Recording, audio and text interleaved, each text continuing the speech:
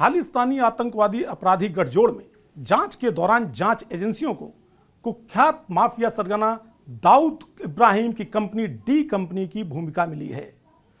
इस बाबत जो जांच हुई है उसमें बात बहुत स्पष्ट तौर पर उभर कर सामने आई है कि दाऊद गठजोड़ ही आतंकवादी अपराधी गठजोड़ का मुख्य बिंदु है। यानी पाकिस्तानी खुफिया एजेंसी आईएसआई ने खालिस्तानी आतंकी अपराधी गठजोड़ को जो बनाया है उसका बेस बेसिकली दाऊद की डी कंपनी ही है। नेशनल जांच एजेंसी, नेशनल इन्वेस्टिगेशन एजेंसी यानी एनआईए ने अपनी जांच के दौरान भी इस बात को पाया है कि खालिस्तानी अपराधी नेटवर्क के पीछे जो पूरा का पूरा एक नेटवर्क मिला है वो कहीं ना कहीं डी कंपनी से मिलता जुलता है। मसलन दाऊद इब्राहिम कंपनी का सबसे बड़ा काम था कि किसी की भी जमीन को खाली करा लेना, उनके नाम पर ही बड़े बड़े काम हो जाते थे। बड़े बड़े राजनेता, बड़े बड़े संगीतकार, बड़े बड़े फिल्मी सितारे और लोकल क्रिमिनल्स जो मात्र 5,000 के रुपए के लिए हत्या कर देते थे वो सब डी कंपनी के नेटवर्क पर थे। दाऊद जब चाहता था, जो हथियार चाहता था, वो कहीं से भी स्मगलिंग करा लेता था और स्थानीय अपराधियों का नेटवर्क डी कंपनी को इस काम में पूरी तरह से सहयोग करता था। उसके बाद 1993 के बाद दाऊद इब्राहिम पाकिस्तान चला गया और डी कंपनी के तार पूरी तरह से पाकिस्तान से जुड़ गए और एक बार फिर डी कंपनी बहुत तेजी से उभरी, लेकिन उसके बाद डी कंपनी लगातार नीचे गिरती चली गई। ठीक इसी तर्ज पर पाकिस्तानी खुफिया एजेंसी ने दाऊद इब्राहिम से सलाह मशविरा करके खालिस्तानी आतंकी अपराधी गठजोड़ को जिंदा किया।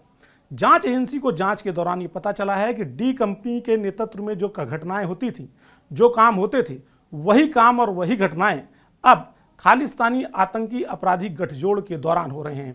मसलन इस आतंकी अपराधी गठजोड़ में राजनेता भी शामिल हैं, फिल्मी दुनिया के लोग भी शामिल हैं, जो बड़े बड़े संगीतकार हैं वो भी शामिल हैं और सबसे महत्वपूर्ण बात ये कि इसमें लोकल क्रिमिनल्स भी शामिल हैं जो मात्र कुछ रुपयों के लिए पंजाब पुलिस के किसी भी बड़े हेडक्वार्टर पर या पंजाब पुलिस के किसी भी बड़े थाने पर हमला कर देते हैं। यानी पूरा का पूरा नेटवर्क ठीक उसी तरह से है जैसे डी कंपनी का नेटवर्क हुआ करता था और उसी नेटवर्क को आधार मानकर पाकिस्तानी खुफिया एजेंसी ने अब ये खालिस्तानी आतंकी अपराधी गठजोड़ का नेटवर्क तैयार किया था। लेकिन यहाँ पर एक चूक हो गई आतंकवादी अपराधी गठजोड़ को बनाने में। उन्होंने सोचा था कि ये पूरी तरह से पाकिस्तान के हाथों में रहेंगे और पाकिस्तानी खुफिया एजेंसी जैसे कहती रहेगी वैसे ये करते रहेंगे। हो भी यही रहा है। पाकिस्तानी खुफिया एजेंसी जो कहती है खालिस्तानी आतंकी अपराधी गठजोड़ करता वही है, लेकिन थोड़ा सा फेरबदल हो गया।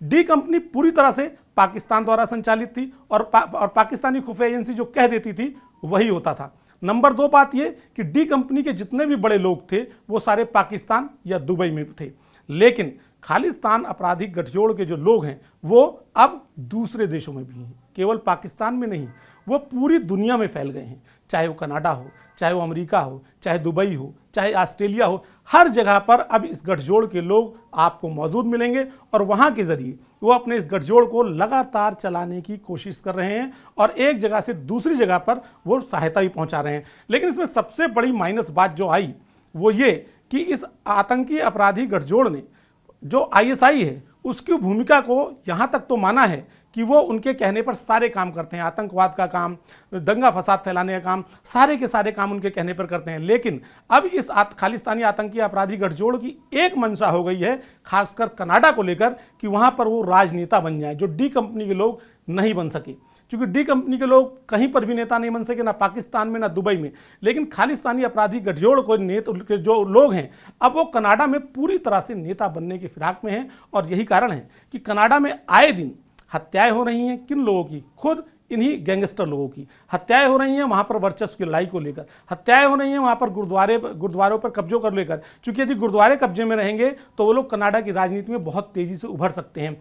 तो पाकिस्तानी खुफिया एजेंसी ने जिस पैटर्न पर, दाऊद की डी कंपनी के पैटर्न पर आतंकी अपराधी जोड़ खालिस्तान तैयार किया था, वो पैटर्न तो चल रहा है, लेकिन उस पैटर्न की उम्मीदें अब पाकिस्तानी खुफिया एजेंसी आईएसआई की सोच से कहीं ज़्यादा हो गई हैं। हालांकि ये बात दीगर है कि आज भी ये आतंकी अपराधी गठजोड़ दाऊद इब्राहिम ने जो नेटवर्क तैयार किया था उसी के आधार पर चल रहा है और आज भी ये नेटवर्क पूरी तरह से पाकिस्तानी खुफिया एजेंसी आईएसआई के हाथ में है। अब जांच एजेंसियां इस बात की भी जांच कर रही हैं कि क्या इस नेटवर्क के लोग दाऊद इब्राहिम के सीधे संपर्क में हैं या दाऊद इब्राहिम के कुछ कमांडर के संपर्क में हैं। चूंकि जो इनका आपराधिक गठजोड़ है वो नॉर्थ इंडिया में पूरी तरह से फैला हुआ है, लेकिन धीरे धीरे वो महाराष्ट्र और दूसरी जगहों पर भी फैलता जा रहा है। अभी पिछले दिनों एनआईए ने यूपी में भी शाहजहांपुर में जो छापेमारी की थी, जिस दौरान पता चला था कि इनका नेटवर्क वहां तक पहुंच गया है। तो ऐसे में इस बात की भी जांच शुरू हो गई है कि क्या डी कंपनी के बड़े लोगों से, जो भारत में रहने वाले लोग हैं, वो कितने लोग उनके टच में हैं